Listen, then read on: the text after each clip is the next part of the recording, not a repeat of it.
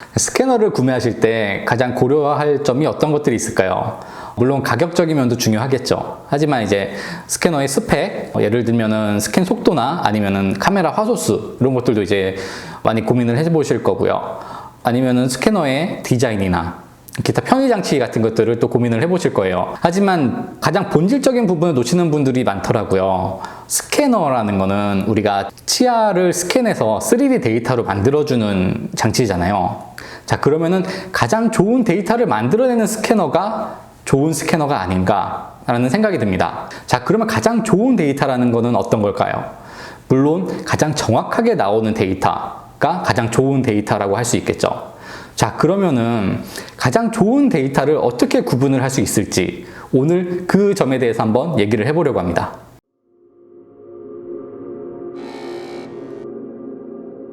자, 여러분들 이제 화면에 스캔 데이터가 보일 거예요. 지대치의 스캔 데이터인데요. 데이터 위에 여러 점들이 있고 그 점을 또 선들로 많이 연결을 해줬습니다.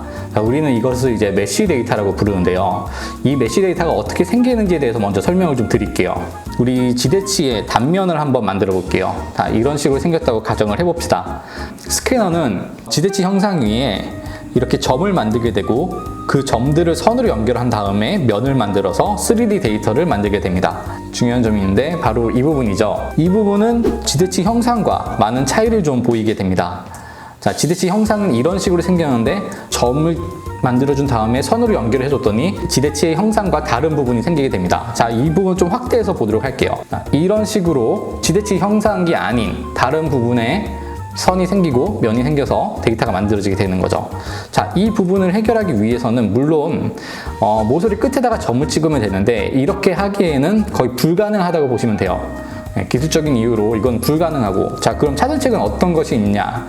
이런 식으로 점을 더 많이 찍어주면 됩니다. 더 많이 찍어주게 되면은 지대치 형상과 만들어지는 오차를 좀 줄일 수가 있게 됩니다. 자, 그러면 조금 더 알기 쉽게 설명을 드리기 위해서 제가 이 큐브를 한번 스캔을 해볼게요. 큐브는 이제 가공기로 가공을 한 모서리가 아주 뾰족한 정육면체입니다. 네, 요걸 한번 스캔을 해서 데이터를 분석해 보도록 하겠습니다. 엑소캐드를 열어서 큐브라는 프로젝트를 하나 만들어 보겠습니다. 자, 이제 스캔이 완료됐고요. 엑소캐드를 열어가지고 한번 데이터를 보도록 하겠습니다. 네, 자, 스캔이 잘 이루어졌습니다. 일단 단면으로 한번 볼게요. 자, 언뜻 보기에는 모서리 부분이 잘 이렇게 샤프하게 나온 것 같지만 이 데이터를 좀 확대해서 보도록 하겠습니다. 이렇게 보이게 됩니다. 모서리 부분이. 보이시나요? 약간 둥글게 나왔죠? 각지게 나온 것이 아니라.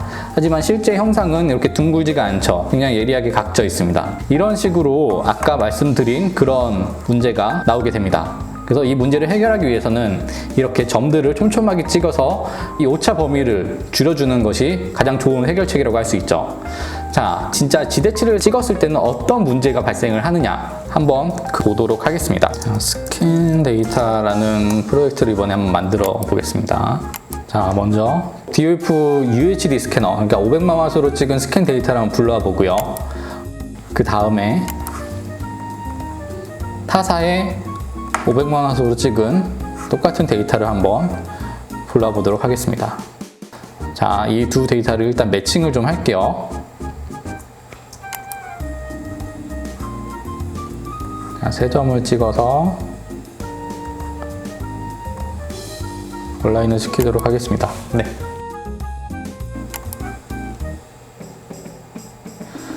자, 이런 식으로 두 스캔 데이터를 온라인을 했습니다.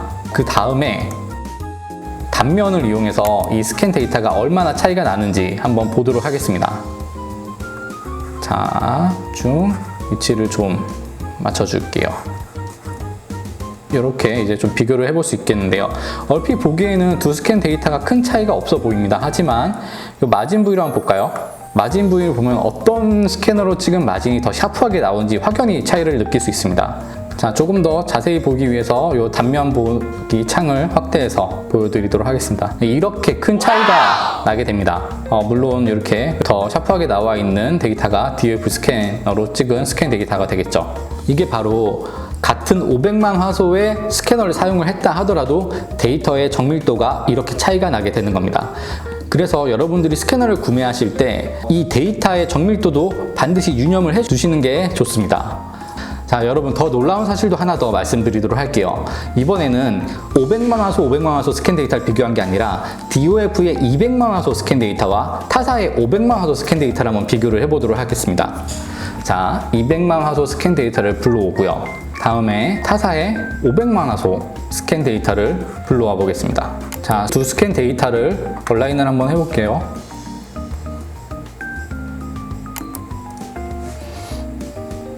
네.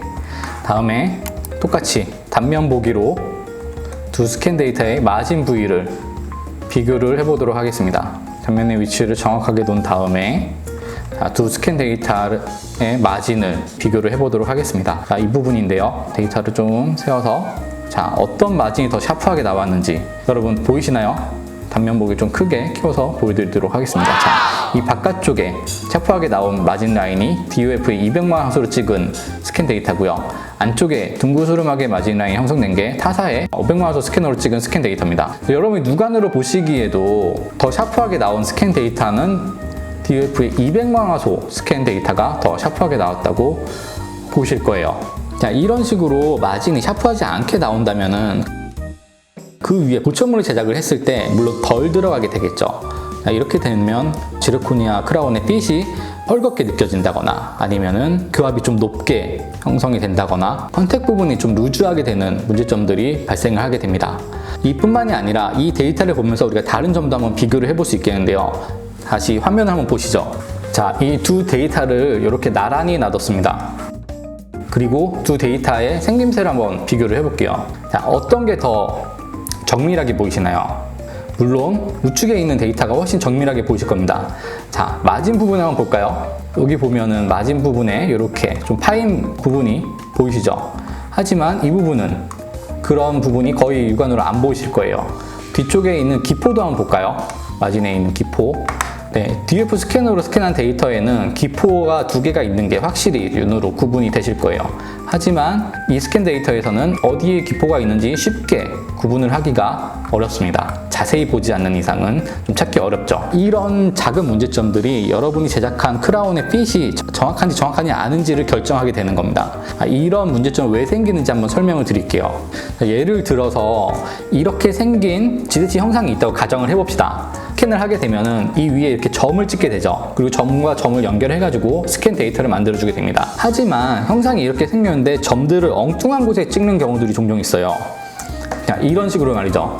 이렇게 점을 찍게 되면은 이런 식의 스캔 데이터가 얻어지게 되는 겁니다. 아무리 고해상도 카메라를 쓴다고 하더라도 정확한 위치에 아주 정확한 점들을 만들어줘야지만 정밀한 데이터를 얻을 수 있게 되는 겁니다. 이런 식으로 부정확한 곳에 점을 찍게 되면은 아무리 고해상도 카메라를 쓴다고 하더라도 부정확한 데이터가 얻어질 수밖에 없는 것이죠. 결론적으로 말씀드리자면 여러분이 이제 스캐너를 구매하실 때 가격, 스캐너 스펙 모두 다 중요하지만 스캐너의 가장 본질적인 면을 잊지 않아 주셨으면 좋겠습니다. 좋은 스캐너란 좋은 스캔 데이터를 만드는 것이고 좋은 스캔 데이터란 정밀한 스캔 데이터를 얘기합니다. 다른 스캐너 회사들이 그 스캐너를 홍보할 때 정밀도에 대한 얘기를 많이 합니다. 4마이크론, 5마이크론으로 얘기를 하시는데요. 여러분이 직접 화면을 보셨겠지만 이렇게 큰 오차를 나타내는 스캐너가 과연 4마이크론, 5마이크론인지 한번 같이 고민을 해볼 필요가 있다고 생각합니다. 지금까지 내용이 좀 흥미있으셨다면 좋아요 그리고 구독 버튼도 꼭 한번 눌러주시고요. 여러분이 좋아요를 많이 눌러주셔야지 영상을 제작하는 데 큰 힘이 됩니다. 네, 지금까지 에드윈이었고요. 시청해주셔서 감사합니다.